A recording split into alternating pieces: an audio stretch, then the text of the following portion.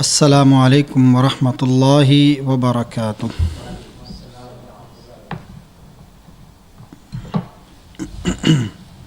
الحمد للہ وکفیٰ والصلاة والسلام علی عبادہ الذین اصطفیٰ، اما بعد فاعوذ باللہ من الشیطان الرجیم۔ من یطع الرسول فقد اطاع اللہ۔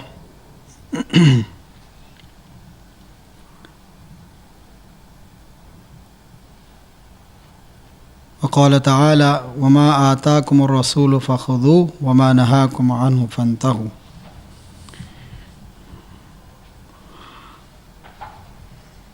حاضرین محترم، عزیز دوستو، ساتھیوں اور بزرگوں،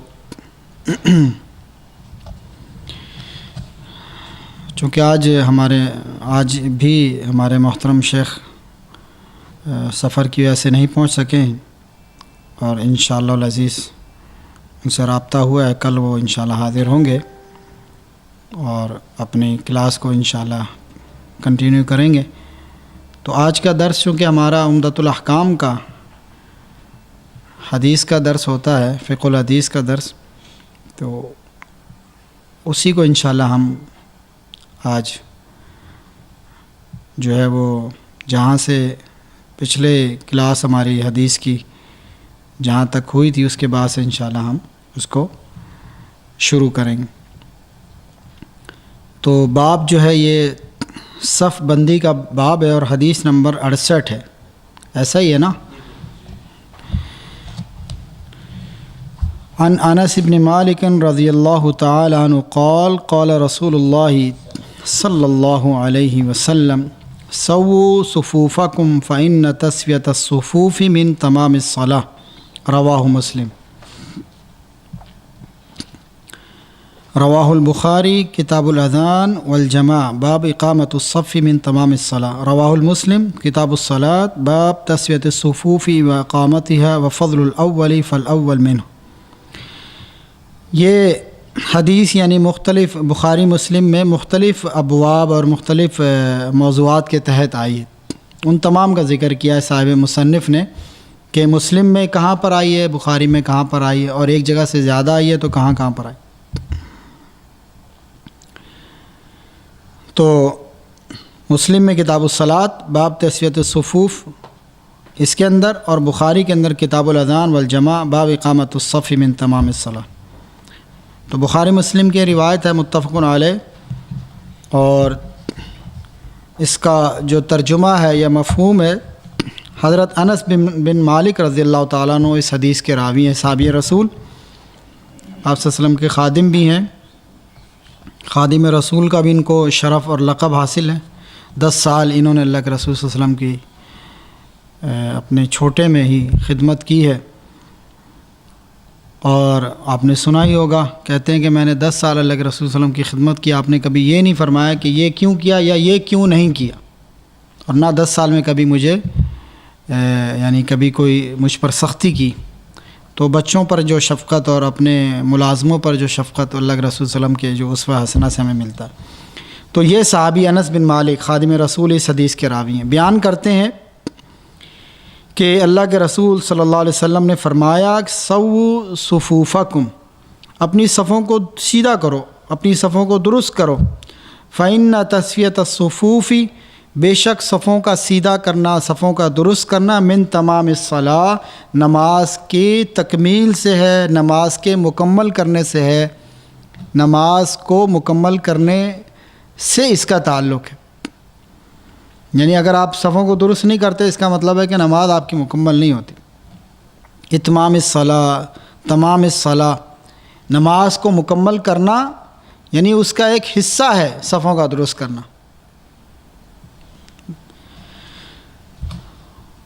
تو یہ اس حدیث کا معنی ہے، اور مختلف الفاظ اس کے اندر جو بیان ہوئے، سوو اس کا مطلب ہے سیدھا کرو، درست کرو، امر کا صیغہ یہ حکم دیا جاتا ہے، امام اور اپنے مقتدیوں کو حکم دیتا ہے کہ درست کر لو، سیدھا کر لو، صفوفکم اپنی صفیں، اور تسویت الصفوف صفوں کو سیدھا کرنا، اور تمام الصلاح نماز کی تکمیل، نماز کا مکمل کرنا۔ نبی کریم صلی اللہ علیہ وسلم نے اپنی امت کو نماز کے دوران صف بندی کی تلقین کرتے ہوئے ارشاد فرمایا کہ صفوں کو سیدھا کرنے سے نماز مکمل ہوتی ہے، اور اگر صفیں ٹیڑھی ہوں تو اس سے نماز میں خلل ہوتا ہے، نماز میں نقص ہوتا ہے، نماز میں کمی واقع ہو جاتی۔ تو نماز کے دوران صفیں سیدھی رکھنا یہ ضروری، لازم اور واجب ہے، اور اس سے نماز کے ثواب میں، نماز کے درجے میں، نماز کے اجر میں اضافہ ہوتا ہے۔ یعنی نماز کی جو واجبات ہیں ان میں سے یہ بھی ہے کہ آپ اپنی صفوں کو سیدھا رکھیے، تو ان کو درست رکھیے، اور صفوں کو اگر سیدھا نہیں رکھیں گے، ان کو ٹیڑھا رکھیں گے، ان کو درست نہیں کریں گے تو اس میں نماز میں خلل ہوتا ہے، نماز میں نقص ہوتا ہے، نماز میں کمی واقع ہوتی، نماز مکمل نہیں ہوتی۔ اور یہ جو الفاظ ہیں تسویۃ الصفوف کے صفوں کو سیدھا کرنا، اس سے باجماعت نماز پڑھنے کا حکم ملتا ہے کہ نماز کو پڑھو، باجماعت پڑھو۔ ظاہر ہے کہ باجماعت جو پڑھے گا وہی صفوں کو درست کرے گا نا، جو اکیلا نماز پڑھے گا اکیلے کی تو صف نہیں ہوتی، صف ہوتی ہی کس کی ہے؟ جماعت کی نماز کی۔ کیوں کلام بھائی؟ صف جو ہے وہ جماعت کی نماز میں ہوتی ہے نا، اکیلا آدمی پڑھ رہا تو اس کی تو کوئی صف نہیں۔ تو اس سے بھی پتہ چلتا ہے ان الفاظ سے کہ اسلام میں جماعت کی نماز کی اہمیت ہے، اور جماعت کا ہی حکم دیا گیا، اسی کی ترغیب دلائی گئی۔ تو یہ ہمارا جو آج کا موضوع تھا صف بندی کا، اس کے والے سے پہلی حدیث تھی۔ تو یاد رکھنا چاہیے کہ نماز کے اندر صفوں کا اہتمام کرنا، صفوں کو درست کرنا، صفوں کو برابر کرنا، صفوں کو سیدھا کرنا، یہ انتہائی ضروری امر ہے، یہ بہت اہم معاملہ ہے، یہ کوئی عام بات نہیں ہے۔ جیسے آج کل کے زمانے میں بہت سارے لوگ تو اس کا اہتمام ہی نہیں کرتے، بہت سارے لوگ اس کے قائل بھی نہیں ہیں، اور بہت سارے لوگ جو اس کے قائل ہیں وہ اس کا اہتمام نہیں کرتے، یعنی وہ سمجھتے ہیں کہ صفوں کو درست کرنا چاہیے لیکن صحیح معنوں میں اس کو درست نہیں کرتے، اس کا اہتمام نہیں کرتے۔ تو اس کی بڑی اہمیت ہے، اور مزید اس کی اہمیت آگے آنے والی حدیثوں سے بھی آپ کو پتہ چلے گی کہ صفوں کا درست کرنا اسلام میں، نماز میں اس کی کتنی اہمیت ہے، اس کا کتنا درجہ، اس کا کتنا مقام ہے، اس کی کیا برکت اور کیا اس کی فضیلت ہے۔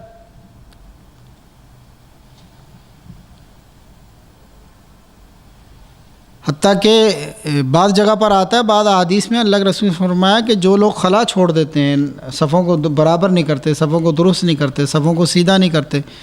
آپس میں مل کر نہیں کھڑے ہوتے، تو شیطان بکری کے بچے کی شکل میں جو ہے وہ صفوں میں گھومتا ہے۔ تو جس نماز میں شیطان آ جائے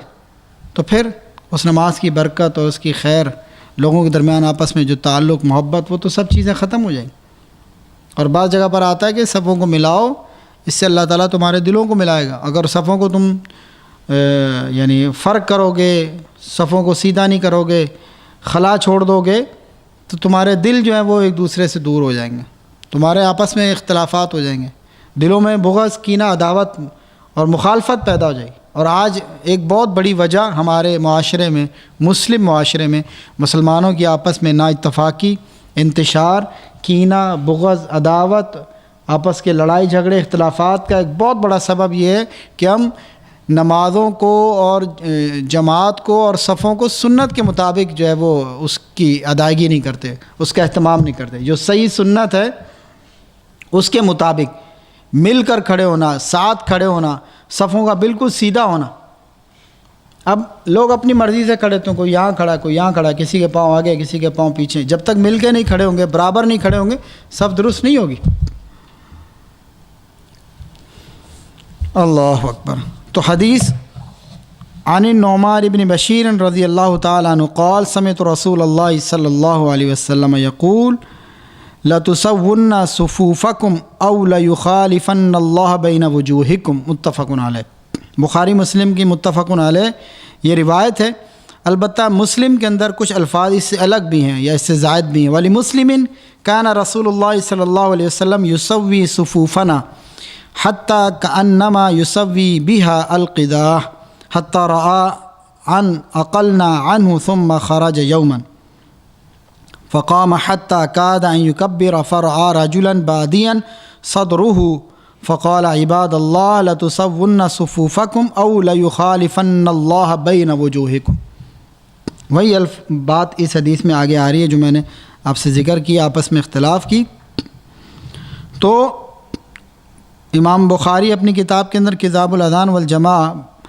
باب تسویۃ الصفوف میں، اور امام مسلم کتاب الصلاۃ باب تسویۃ الصفوف میں اس حدیث کو لے کر آئیں۔ اس حدیث کا مفہوم یہ ہے کہ حضرت نعمان بن بشیر رضی اللہ تعالیٰ عنہ صحابی رسول اس حدیث کے راوی بیان کرتے ہیں کہ میں نے اللہ کے رسول صلی اللہ علیہ وسلم کو سنا فرماتے ہوئے، آپ فرما رہے تھے کہ لَتُسَوُّنَّ صُفُوفَكُمْ، تم ضرور بالضرور اپنی صفوں کو درست کیا کرو۔ یہ لَتُسَوُّنَّ یہ یعنی حکم بھی بڑے جزم کے ساتھ، بڑی یعنی تاکید کے ساتھ یہ حکم دیا گیا۔ یہ جو صیغہ عربی کے اندر استعمال ہوتا ہے، ایک ہوتا ہے صرف سمپل حکم کر دینا، سوو سیدھا کرو، درست کرو، ایک ہے لَتُسَوُّنَّ تم ضرور بالضرور اپنی صفوں کو درست کیا کرو، یعنی انتہائی تاکید ہے اس جملے میں، انتہائی تاکید ہے۔ جو لوگ عربی گرامر کو سمجھتے ہیں وہ اس بات کو سمجھتے ہیں کہ یہ جو صیغہ عربی میں جب لایا جاتا ہے تو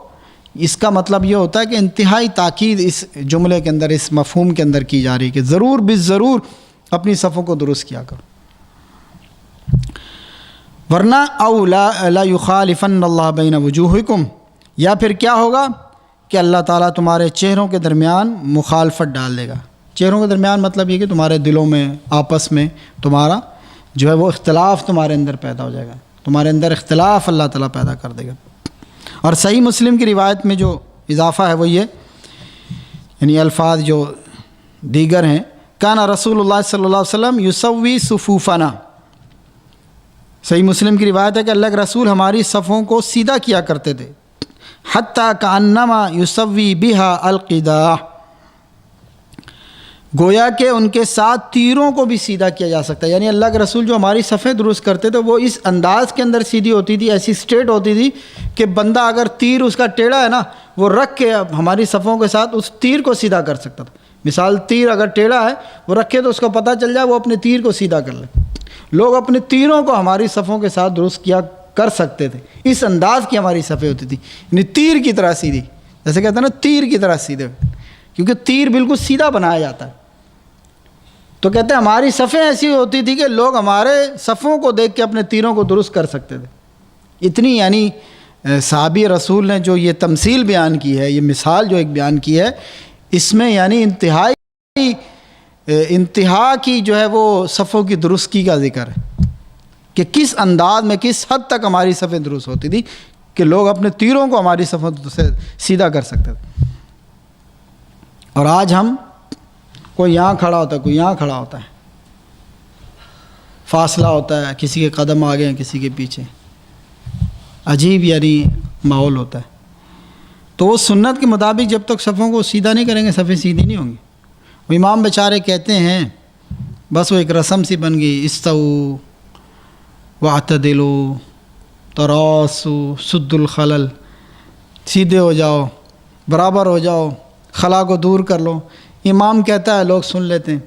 لیکن اس کے لیے کرنا کیا چاہیے؟ وہ آگے آ رہا ہے کہ لوگوں کی تربیت کرنی چاہیے، عملی طور پہ پریکٹیکلی لوگوں کو بتائیں، ان کو سمجھائیں۔ خود اللہ کے رسول صلی اللہ علیہ وسلم خود صفوں میں گھوم پھر کر لوگوں کی صفیں درست کیا کرتے تھے، اور اس پر بڑا اہتمام کرتے، بڑی تاکید کرتے۔ دیکھیے اللہ کے رسول ہماری صفوں کو سیدھا کیا کرتے تھے، گویا ان کے ساتھ تیروں کو سیدھا کیا جا سکتا ہے۔ حتیٰ رآن عقلنا عنہ، یہاں تک کہ آپ نے دیکھا کہ ہم نے اب یہ مسئلہ سمجھ لیا، یعنی مسلسل آپ صلی اللہ علیہ وسلم ہماری صفیں درست کرتے رہتے تھے، حتیٰ کہ آپ صلی اللہ علیہ وسلم نے یہ سمجھا کہ اب یہ اہل ایمان مسلمان، یہ صحابہ کرام اب اس مسئلے کو سمجھ گئے، یعنی اب یہ خود اس کا اہتمام کریں گے۔ تو ثم خرج یوماً، ایک دن نکلے، یعنی نماز کا وقت تھا، آپ صلی اللہ علیہ وسلم جماعت کرانے کے لیے نکلے اپنے حجرے سے، تو فقام حتی کاد ان یکبر، بس قریب تھا کہ آپ تکبیر کہتے، یعنی آپ نکلے، کھڑے ہوئے اپنی امام کی جگہ پر، اور قریب تھا کہ تکبیر کہتے، یعنی اس دن آپ صلی اللہ علیہ وسلم نے لوگوں کی صفیں درست نہیں کرائیں، آپ صلی اللہ علیہ وسلم نے یہ سمجھ لیا، لوگوں نے مسئلہ سمجھ لیا، اور لوگ اب خود اس کو فالو کر رہے ہیں۔ یعنی ایک ہی چیز کی پریکٹس کچھ دن کرنے بعد بندہ سمجھتا ہے نا کہ یار اب یہ سمجھ گئے ہیں، اب یہ سمجھ گئے، اب یہ اس چیز کو فالو کریں۔ آپ صلی اللہ علیہ وسلم نکلے اور کھڑے ہوئے اپنی جو امامت کی جگہ تھی، قریب تھا کہ آپ تکبیر کہہ دیتے،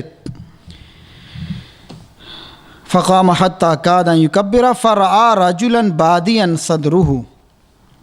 قریب تھا کہ آپ تکبیر کہتے کہ آپ نے ایک شخص کو دیکھا جو آدمی دیہات سے کوئی آیا ہوا بدو قسم کا آدمی تھا، تو آپ نے اس شخص کو دیکھا کہ اس کا سینہ باہر نکلا ہوا،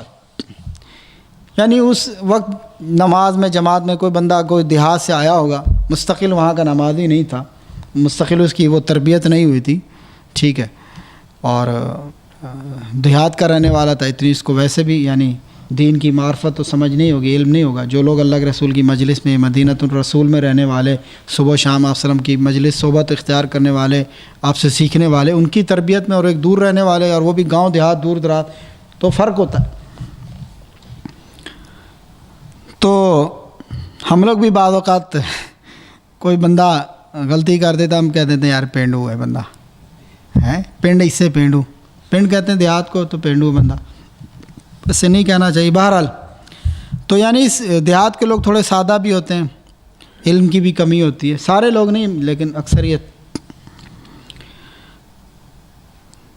تو آپ نے دیکھا کہ اس شخص کا سینہ نکلا، آپ نے فرمایا فقال عباد اللہ لتسون صفوفکم، پھر وہی الفاظ فرمائے جو اوپر بیان ہوئے تھے،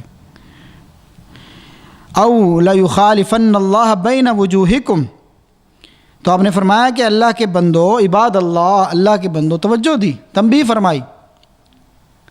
توجہ مبذول کروائی، عباد اللہ، اللہ کے بندو،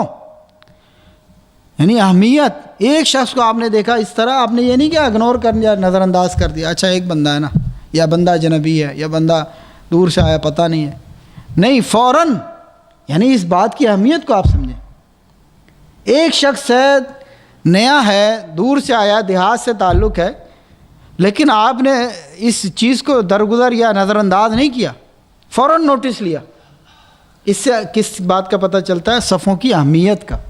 صفوں کی درستگی کا، صفوں کو سیدھا کرنے کا معاملہ کتنا اہم ہے، نماز کے اندر اس کی کتنی امپورٹنس ہے، اس کا اس بات سے پتہ چلتا ہے۔ آپ نے فرمایا اللہ کے بندو، لا تسون صفوفکم، تم ضرور اپنی صفیں سیدھی کرو، او لا یخالفن اللہ بین وجوہکم، ورنہ اللہ تعالیٰ تمہارے چہروں کے درمیان اختلاف پیدا کر دے گا، مخالفت ڈال دے گا۔ لا تسون، تم ضرور سیدھا کرو گے، صفوفکم، اپنی صفیں، او لا یخالفن اللہ، یا اللہ تعالیٰ ضرور مخالفت، اختلاف ڈال دے گا، بین وجوہکم، تمہارے چہروں کے درمیان، یسوی صفوفنا، یہ الفاظ ہیں جو اس حدیث کے مشکل الفاظ، ان کا معنی ہماری صفوں کو سیدھا کرتے، القداح تیر، عقل نہ عنو، ہم نے آپ سے سمجھ لیا ہے، کاد ان یکبر، قریب تھا کہ آپ تکبیر کہتے۔ تو مفہوم الحدیث، معنی تو حدیث کا آپ نے سن لیا، جو لوگ نمازوں میں اپنی صفوں کو درست نہیں کرتے، سیدھا نہیں کرتے، ان کے متعلق اس حدیث میں سخت وعید سنائی گئی ہے۔ اس حدیث سے مفہوم کیا نکلتا ہے کہ جو لوگ اس چیز کا اہتمام نہیں کرتے، صفوں کی درستگی کا، صفوں کو سیدھا کرنا، صفوں کو برابر کرنا، ان کو اس حدیث میں سخت وعید سنائی گئی ہے۔ اور وہ وعید کیا ہے کہ جو لوگ نماز پڑھتے ہوئے صف بندی کا خیال نہیں کریں گے، صفوں کو درست نہیں کریں گے، صفوں کو برابر نہیں کریں گے، صفوں کو سیدھا نہیں کریں گے، اللہ تعالیٰ ان کے درمیان پھوٹ ڈال دے گا، اللہ تعالیٰ ان کے درمیان نفرت پیدا کر دے گا، اللہ تعالیٰ ان کے درمیان اختلاف پیدا کر دے گا، اور وہ ایک دوسرے کی مخالفت میں سرگرم ہو جائیں گے۔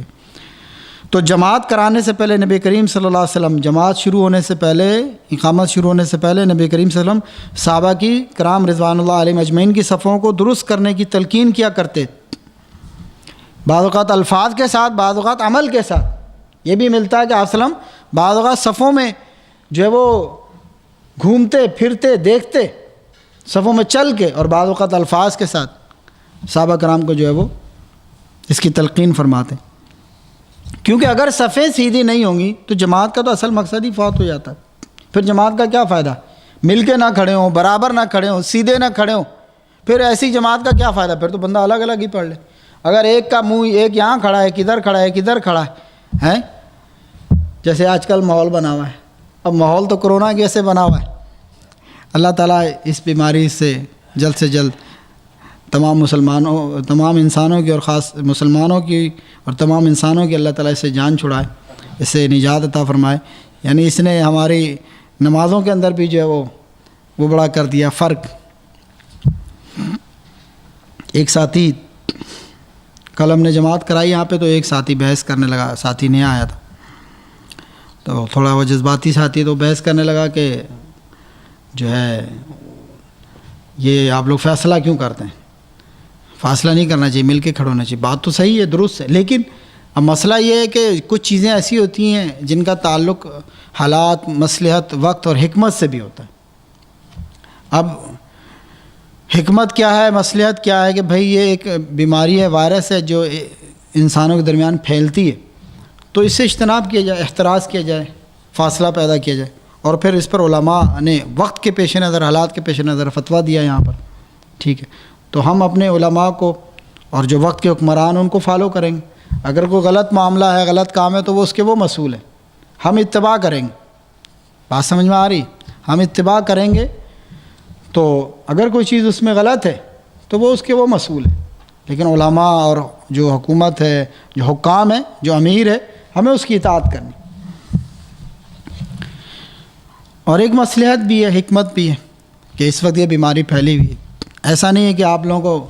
یعنی کوئی مسئلہ نہیں اور خام کا آپ لوگوں کو کہا جا رہا نہیں جی سنت کی مخالفت کرو اور دور دور کھڑے، ایسا بھی نہیں ہے۔ جہاں پر ایسا معاملہ وہاں پہ تو بندہ کہہ سکتا ہے یا بات کر سکتا ہے یا کسی کو سمجھا سکتا ہے۔ اللہ اکبر۔ تو صفیں درست نہ ہو تو جماعت کا تو اصل مقصد ہی فوت ہو جاتا ہے، اور وہ کیا ہے؟ آپس کی محبت، صلہ رحمی، ہمدردی، مودت، الفت، آپس کا تعلق، یہ مقصد ہی فوت ہو جائے اگر صفیں درست نہ ہو۔ تو اس حدیث سے جو احکام پتہ چلتے ہیں وہ یہ کہ با جماعت نماز پڑھتے ہوئے صفوں کو جو ہے وہ سیدھا کرنا یہ واجبات میں سے ضروری ہے، ضروری امر ہے، نماز کے ضروری جو امور ہیں ان میں سے کہ با جماعت نماز پڑھتے ہوئے صفوں کو درست کرنا ہے، اور نماز کے دوران صفوں کو سیدھا رکھنا ہے تکمیل نماز کی اکمال،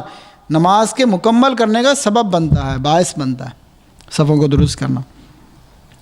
اور نماز کے دوران صفوں کو ٹیڑھا ہونے سے نبی کریم صلی اللہ علیہ وسلم نے ناراضگی کا اظہار کیا۔ آپ صلی اللہ علیہ وسلم نے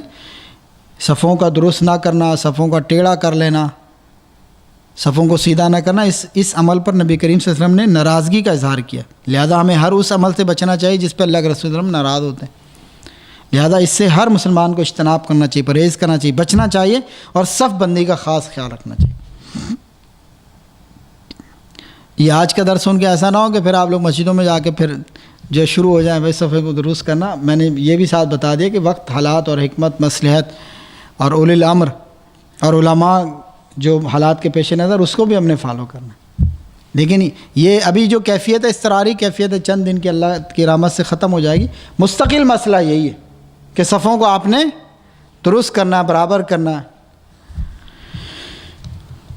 صف کو درست کرنے کا اہتمام امام کی ذمہ داری ہے۔ تو یہ جو چلا ہوا نا کہ امام، پہلی بات تو بہت سارے لوگ تو کرتے ہی نہیں، بہت جگہوں پر اس کا اہتمام ہی نہیں کرتے، لیکن کہیں کہیں پر اہتمام کرتے ہیں۔ امام کہتا ہے بھائی صفوں کو درست کرو، صفوں کو برابر کرو۔ تو صرف ایسا نہیں، امام کی ذمہ داری ہے، جیسا کہ خود اللہ کے رسول صفیں سیدھی کرایا کرتے تھے۔ میں نے جیسا کہ آپ کو شروع میں بتایا، اللہ کے رسول خود چل کر، پھر کر، گھوم کر صفیں درست کرایا کرتے۔ تو یہ امام کی ذمہ داری ہے، ایسا نہیں کہ بس اس نے بول دیا اور اس کی ذمہ داری ختم۔ وہ دیکھے بھائی میں جو بات کر رہا ہوں اس پہ لوگ فالو کر رہے ہیں کہ نہیں، اور نہیں کر رہے تو وہ کروائے۔ اگر آپ کو اللہ تعالیٰ کہیں پر امام بنائے تو یہ امام کی ذمہ داری ہے کہ صفوں کو درست کرائے، عملی طور پہ بھی، قولی طور پہ بھی۔ بات سمجھ میں آ رہی؟ اور یہ بات اتنی دیر تک سمجھاتے رہیں اس مسئلے کو، یہاں تک کہ آپ کے مقتدی، آپ کے پیچھے پڑھنے والے نماز اچھی طرح صف بندی کو سمجھ لیں اور اس کی عملاً درستگی کر لیں، اس کی عملاً درستگی کر لیں۔ ٹائم قریب ہو گیا، ہم اس باب کو انشاءاللہ ختم کریں گے، تو یہ ایک دو حدیثیں رہ گئی، اس کو جلدی ختم کرتے ہیں۔ اگلی حدیث ہے حضرت انس بن مالک رضی اللہ تعالیٰ عنہ سے حدیث کے راوی، ان جدتہ ملیکہ دعت رسول اللہ صلی اللہ علیہ وسلم لطعام صنعته له فأكل منه ثم قال قوموا فليصلي لكم، قال انس فقمت الى حصير لنا قد اسود من طول ما لبس فنضحته بماء فقام عليه رسول الله صلى الله عليه وسلم وصففت انا والیتیم وراءه والعجوز من ورائنا فصلى لنا ركعتين ثم انصرف ولمسلم أن رسول الله صلى الله عليه وسلم صلى به وبأمه فأقامني عن يمينه وأقام المرأ خلفنا اليتيم هو زمیرہ جد حسین بن عبداللہ بن زمیرہ۔ حدیث کا مفہوم یہ ہے کہ حضرت انس بن مالک رضی اللہ تعالیٰ عنہ حدیث کے راوی بیان کرتے کہ خود حضرت انس بن مالک کی دادی ملیکہ، انہوں نے اللہ کے رسول صلی اللہ علیہ وسلم کو ایک کھانے پر بلایا، دعوت دی آپ صلی اللہ علیہ وسلم کو، جو اس خاتون نے آپ صلی اللہ علیہ وسلم کے لیے تیار کیا تھا۔ اس کھانے پر بلایا، آپ نے وسلم آئے، تشریف لایا، آپ نے اس میں سے کھایا، پھر فرمایا اٹھو میں تمہیں نماز پڑھاؤں۔ حضرت انس کہتے ہیں کہ میں اپنی ایک چٹائی کی طرف اٹھا جو زیادہ استعمال کے سے سیاہ ہو چکی تھی، میں نے اس پہ پانی چھڑکا، اس کو صاف کیا، آپ صلی اللہ علیہ وسلم اس پر کھڑے ہوئے، میں اور ایک یتیم بچہ آپ صلی اللہ علیہ وسلم کے پیچھے ہم نے صف بنائی، اور وہ جو بزرگ خاتون تھی وہ ہمارے پیچھے کھڑی ہوئی، اللہ کے رسول پیچھے یہ صحابی انس بن مالک اور ان کے ساتھ ایک یتیم بچہ، اور پھر اس کے پیچھے وہ خاتون، یعنی عورتوں کی صف جو ہوتی ہے وہ مردوں کے پیچھے ہوتی ہے۔ بات سمجھ میں آ رہی؟ کہتے ہیں کہ آپ صلی اللہ علیہ وسلم نے ہمیں 2 رکعت نماز پڑھائی اور پھر آپ واپس چلے گئے۔ مسلم کی روایت میں کہ اللہ کے رسول نے اسے اور اس کی والدہ کو نماز پڑھائی، یعنی انس اور ان کی والدہ کو، اور کہتے ہیں کہ مجھے اپنے دائیں جانب کھڑا کیا اور خاتون کو میرے پیچھے کھڑا کیا، اور یتیم سے مراد حسین بن عبداللہ بن زمیرہ کا دادا زمیرہ۔ تو اس حدیث کے اندر اس کے جو معانی ہے، دعت رسول اللہ صلی اللہ علیہ وسلم لطعام، اس نے اللہ کے رسول کو کھانے پر بلایا، قومو اٹھو، حصیر چٹائی، اسود سیاہ ہو چکی، نضحتو میں نے اسے پانی چھڑکا، صففتو ہم نے صف بنائی، العجوز بزرگ بوڑھی عورت، ثم انصرف آپ واپس چلے گئے، اقامنی مجھے کھڑا کیا، وراءہ اس کے پیچھے۔ تو معنی آپ سمجھ گئے اور مفردات الحدیث بھی سمجھ گئے، مشکل الفاظ کے معنی۔ مفہوم اس حدیث کا کیا ہے اختصار کے ساتھ؟ یہ صحابیاں ہیں، حضرت انس کی دادی ہیں، ملیکہ ان کا نام ہے، انہوں نے اللہ کے رسول کے لیے کھانا تیار کیا، آپ کو دعوت دی، اور آپ نے شفقت اور رحمت کا مظاہرہ کرتے ہوئے دعوت قبول کر لی، کیونکہ آپ صلی اللہ علیہ وسلم اپنی عظمت اور شان کے باوجود کسی چھوٹے بڑے امیر غریب عورت مرد کی دعوت کا فرق نہیں کرتے تھے، بلکہ دعوت قبول کر لیا کرتے تھے۔ جبکہ آج کے معاشرے میں کیا ہوتا ہے، امیر آدمی کی دعوت قبول کرتے، لوگ غریب کی دعوت قبول نہیں کرتے، ایسا ہی ہے نا۔ تو لیکن اللہ کے رسول کی سنت اور آپ کا طرز عمل کیا تھا کہ آپ ہر ایک کی دعوت قبول کرتے، چھوٹا ہو بڑا ہو امیر ہو غریب، تاکہ اس کی حوصلہ افزائی اور وہ زیادہ دین کے قریب ہو۔ اگر آپ کسی کی دعوت قبول کرتے ہیں تو آپ کا اس کا تعلق بڑھتا ہے، قربت بڑھتی ہے، آپس کے ایک دوسرے کے جذبات ایک دوسرے کے لیے اچھے پیدا ہوتے ہیں۔ تو مقصد کیا ہوتا ہے کہ وہ بندہ دین کے قریب آئے۔ تو آپ نے بھی حضرت انس بن مالک کی دادی ملیکہ نامی خاتون کی دعوت کو قبول کیا، ان کا تیار کردہ کھانا تناول فرمایا، پھر انہیں نماز پڑھانے کے لیے کھڑے ہونے کا حکم دیا، اور حضرت انس گھر میں پڑی ہوئی پرانی چٹائی لے کر آئے، اسے پانی سے دھویا اور آپ وسلم کے لیے بچھا دی۔ حضرت انس اور ان کے ہمراہ ایک یتیم بچہ جس کا نام زمیرہ تھا آپ کے پیچھے سب بنا کر کھڑے ہو گئے۔ جو ہے پھر جو خاتون بوڑھی تھی وہ ان کے پیچھے کھڑی ہو گئی، حضرت انس اور وہ یتیم بچہ اکٹھے، پھر ان کے پیچھے خاتون، اللہ کے رسول ان کے 2 رکعت نماز پڑھائی اور تشریف لے گئے۔ اس حدیث سے جو احکامات استنباط ہوتے ہیں وہ کیا ہیں؟ نابالغ بچے کو صف میں کھڑا کرنا جائز ہے، یعنی اگر کوئی بچہ بالغ نہیں ہے لیکن آپ اس کو صف میں اپنے ساتھ کھڑا کر سکتے ہیں۔ یہ جو لوگ بعض اوقات مسجدوں میں چھوٹے بچوں پہ بہت زیادہ زجر اور توبیخ اور تشدد اور چلاتے ہیں، یہ بچے کہاں سے آ گئے، ان کو بھگاؤ، ان کو نکالو، جن بچوں کو آج بھگائیں گے کل وہ مسجد میں کیسے آئیں گے؟ بچوں کی تو عادت بنانی چاہیے۔ صحابہ کرام بچوں کو لے کر آیا کرتے تھے، حسن حسین آپ نے سنا مسجد میں آ جاتے تھے، اللہ کے رسول سجدے میں اوپر چڑھے آتے تھے، اور صحابہ کہتے ہیں کہ ہم جو ہے وہ روزے کی حالت میں ہوتے ہیں، بچے بھی ہمارے مسجد میں آتے ہیں، ہم بچوں کو کھانا پینا نہیں کھانے دیتے تھے، ایام روزے کی ایام ہوتے تھے ان کو ہم کھلونے دے دیتے تھے، مسجد میں ایک طرف بیٹھ کے وہ کھلونوں سے کھیلتے تھے، کھانا پینا ان کو نہیں دیتے، تو ان کی بھی یعنی بچپن سے روزوں کی پریکٹس، روزہ نہیں ہوتا تھا لیکن ان کو بھوک پیاس برداشت کرنے کی ایک طرح سے ان کی پریکٹس کرواتے تھے۔ تو یہ تربیت ہے، اور ہم کیا کرتے ہیں؟ بچوں کو بھگاؤ۔ اکثر مسجد میں کچھ بابے ہوتے ہیں، اللہ تعالیٰ ان کو جو ہے وہ سمجھ دے کہ وہ بچوں کے پیچھے ہوتے ہیں کچھ بابے، تو وہ شور، بچے ہیں، بچہ بچہ ہی ہوتا ہے، لیکن اس کو آپ تحمل سے، پیار سے، بردباری سے، صبر کے ساتھ، برداشت کے ساتھ۔ آج اگر آپ بچے کی جو وہ حوصلہ شکنی کریں گے تو کل وہ بچہ نہیں آئے گا مسجد میں۔ ایک میں نے واقعہ پچھلے دنوں پڑھا، لیکن وقت تھوڑا ہے، ہم اپنے موضوع کو مکمل کرتے واقعہ پھر کبھی سنائیں گے آپ کو۔ تو چھوٹے بچے کو صف میں کھڑا کرنا جائز ہے، اس حدیث سے یہ بھی پتہ چلتا ہے۔ جو ہمارے لوگ سختی کرتے ہیں یہ سختی بھیجا۔ مقتدیوں کو امام کے پیچھے کھڑا ہونا چاہیے، نماز با جماعت میں عورتیں مردوں کے پیچھے کھڑے ہوں، اور نوافل نمازیں بھی با جماعت ادا کرنا جائز ہے۔ یہ نفل نماز تھی نا، کوئی فرض نماز نہیں تھی، ایسے آپ صلی اللہ علیہ وسلم فرمایا آؤ میں تمہیں نماز پڑھاؤں، نفل نماز تھی، تو نفل نماز بھی جماعت کے ساتھ ادا کرنا جائز ہے۔ تعلیم دینے کی غرض سے بھی نفلی نماز با جماعت پڑھائی جا سکتی ہے۔ کسی کو آپ نے نماز کی تعلیم دینی ہے، آؤ بھائی تمہیں نماز سکھائیں، تو نفلی نماز ہی نیت کر کے نفل نماز کی اور با جماعت بھی پڑھائی جا سکتی تعلیم دینے کی۔ اور آپ صلی اللہ علیہ وسلم پسماندہ افراد سے انتہائی خوش اخلاقی کے ساتھ پیش آیا کرتے تھے، اور دعوت دینے والے کی دعوت قبول کرنا مستحب عمل ہے۔ یہ آخری حدیث پڑھ کے انشاءاللہ ہم اپنے موضوع کو سمیٹتے ہیں۔ حضرت عبداللہ بن عباس رضی اللہ تعالیٰ عنہ فرماتے ہیں بت عند خالتی میمونہ فقام النبی صلی اللہ علیہ وسلم یصلی من اللیل فقمت عن یساری فاخذ برأسی فاقامنی عن یمینی۔ حضرت عبداللہ بن عباس روایت کرتے ہیں، بیان کرتے ہیں کہ میں ایک رات اپنی خالہ میمونہ کے ہاں سویا، چھوٹے تھے یہ حضرت عبداللہ بن عباس، ابھی چھوٹے تھے۔ اپنی خالہ میمونہ جو آپ صلی اللہ علیہ وسلم کی زوجہ ام المومنین ہے میمونہ، وہ حضرت عبداللہ بن عباس کی خالہ ہے، تو ایک رات ان کے گھر سوئے، چھوٹے تھے۔ تو نبی کریم صلی اللہ علیہ وسلم رات کو اٹھے، جیسے آپ صلی اللہ علیہ وسلم کا معمول تھا قیام اللیل کے لیے، تہجد کے علاوہ اٹھ کے نماز پڑھنے لگے۔ کہتے ہیں میں بھی اٹھ کے آپ کے بائیں طرف کھڑا ہو گیا، بائیں طرف، یہ اللہ کے رسول بائیں طرف کھڑے ہو گئے، تو اللہ کے رسول نے میرا سر پکڑا اور مجھے اپنے دائیں طرف کر دیا۔ کیا مسئلہ اس سے ثابت ہوا؟ حضرت عبداللہ بن عباس ایک رات اپنی خالہ ام المومنین حضرت میمونہ کے گھر سوئے، اللہ کے رسول وہاں تشریف فرماتے ہیں، یعنی اس دن اللہ کے رسول کی بھی باری اسی ام المومنین کے یہاں تھی، آپ وسلم یعنی باریاں مقرر کی تھیں امہات کے درمیان، تو اس دن اللہ کے رسول بھی اتفاق سے وہیں تھے۔ کیا دیکھتے ہیں کہ میں حضرت عبداللہ بن عباس کہتے ہیں کہ آپ وسلم رات کو اٹھے نماز تہجد ادا کرنے لگے، کہتے ہیں میں بھی نماز تہجد ادا کرنے کے لیے اٹھ گیا، اور آپ وسلم کی جیسے بچوں کو شوق ہوتا ہے بڑوں کو دیکھ کے، یہ ہوتا ہے بچے بڑوں کو دیکھ کے عمل کرتے ہیں، ہم جو عمل کریں گے ہمارے چھوٹے ہمیں دیکھ کے فالو کریں گے۔ ہم کہتے ہیں ہماری اولادیں نافرمان ہیں، ہماری اولادیں بگڑ گئی ہیں، ہماری اولادوں میں یہ خرابی وہ خرابی، ہم اپنے آپ کو تو دیکھیں، ہمارا اپنا طرز عمل کیا ہے، ہمارا اپنا اسوہ کیسا، ہمارا اپنا عمل کیسا ہے۔ کہتے ہیں نا کہ دودھ جیسا دودھ ہو ویسا مکھن نکلتا ہے، ہم کہتے ہیں ہم اچھے نہ ہماری اولاد اچھی ہو، ارے یہ کیسے ممکن؟ ہم ٹھیک ہوں گے تو ہماری اولادیں بھی ٹھیک ہوں گی، اور ہم ٹھیک ہوں گے تو اس کا فائدہ اس کی برکت ہماری اولاد کو بھی ملے گی۔ وَكَانَ أَبُوهُمَا صَالِحًا، آپ نے واقعہ سنا ہے نا سورہ کہف، ابھی تفصیل کا موقع نہیں۔ ایک میں نے واقعہ پڑھا، وہ بہت بڑے ایک ادیب ہیں، تو وہ آگے کسی کا لکھتے ہیں، غالباً وہ اپنا بھی کہتے ہیں کہ میں جب دیکھتا ہوں نا کہ میرے اولاد میں تھوڑا سا بگاڑ پیدا ہو رہا ہے تو میں اپنی نمازوں میں نوافل میں خیرات میں پھر تیز ہو جاتا ہوں۔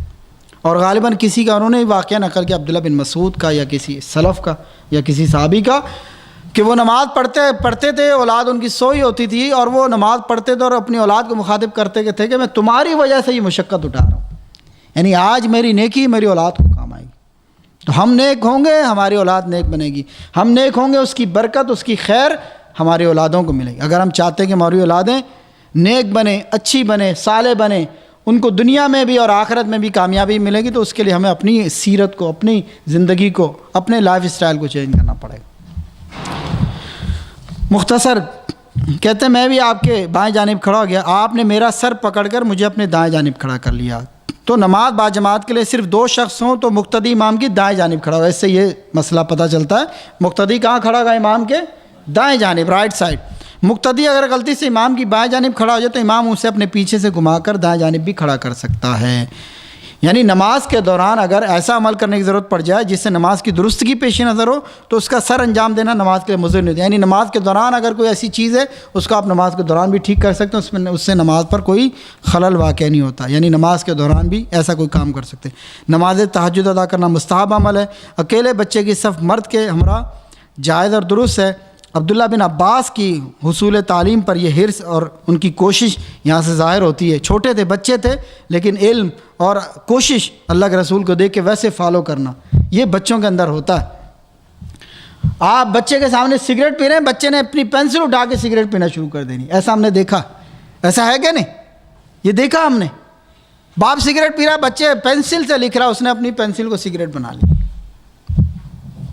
جو ہم کریں گے ہماری اولاد ویسے کریں گے۔ امامت کی صحت کے لیے یہ شرط نہیں کہ امام نماز میں داخل ہونے سے پہلے امامت کی نیت کرے۔ بعض اوقات بعض لوگ کہتے ہیں جی امام ہے وہ بھی نیت کرے امامت کی۔ اللہ کے رسول تو اکیلے کھڑے تھے، صحابی وہ عبداللہ بن عباس بعد میں ہوئے، آپ نے ان کو ساتھ ملا لیا، امامت کروا لی، جماعت کروا لی۔ اللہ تعالیٰ سے دعا ہے کہ اللہ تعالیٰ جو کچھ کہا سنا گیا اس پر عمل کرنے کی توفیق عطا فرمائے۔ وآخر دعوانا ان الحمد للہ رب العالمین، والسلام علیکم ورحمۃ اللہ وبرکاتہ۔